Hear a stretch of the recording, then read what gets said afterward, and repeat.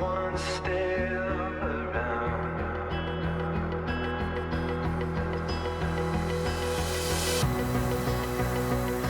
She heard me calling. She heard me.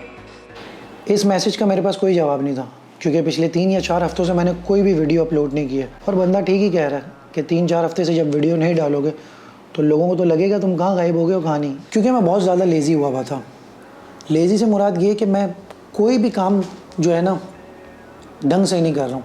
ना मेरे सोने की रूटीन, ना मेरे उठने की रूटीन, ना मेरे खाने की रूटीन। अगर सो रहा हूँ तो घंटों घंटों सो रहा हूँ, जाग रहा हूँ तो पूरा दिन जाग रहा हूँ, और जाग के पूरा दिन इंस्टाग्राम चला रहा हूँ, यूट्यूब देख रहा हूँ, और इंस्टाग्राम में लोगों की स्टोरियाँ देख के ये सोच रहा हूँ कि लोगों की लाइफ कितनी हैपनिंग चल रही है और मैं यहाँ पे अपने दिन ज़ाया कर रहा हूँ, वेस्ट कर रहा हूँ, कोई भी प्रोडक्टिव काम नहीं कर रहा मैं। लेकिन इस चीज़ को बदलना था, और कैसे बदलना था उस बारे में है ये कहानी।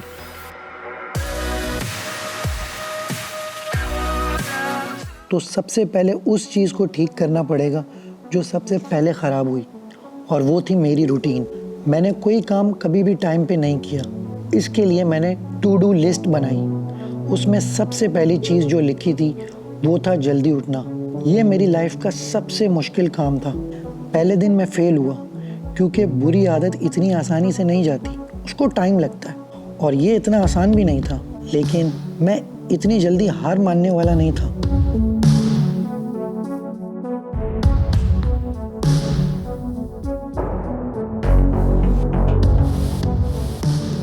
दूसरे दिन तो भाई सुबह लाइट ही चली गई, और कुदरत भी अपना साथ दे रही थी। सुबह उठना मेरी कोशिश नहीं, मजबूरी बन गई थी।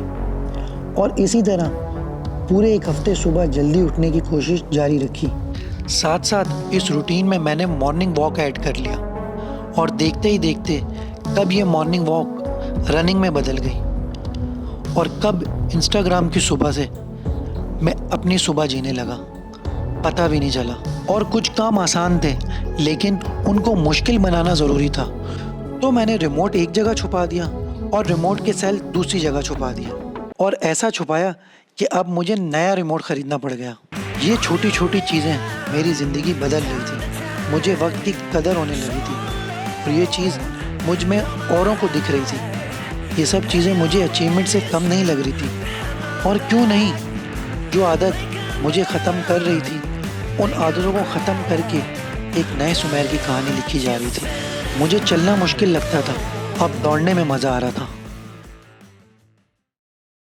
लोग कहते हैं ना कि वक्त कभी ख़त्म होने वाला नहीं, और ना ही उसका कोई आगाज़ है। लेकिन इंसान ने वक्त को नाप तोलने के लिए कुछ हिस्सों में बांट दिया है, जैसे कि सेकंड, मिनट, घंटे, दिन, हफ्ते, साल वगैरह। और कुछ तो अल्फाज में भी बयान किया जा सकता है, जैसे कि कल, आज और आने वाला कल। सच तो ये है कि वक्त का अपना ही एक मतलब है, लेकिन वक्त बर्बाद करने का तरीका सिर्फ एक, वो है लेज़ीनेस।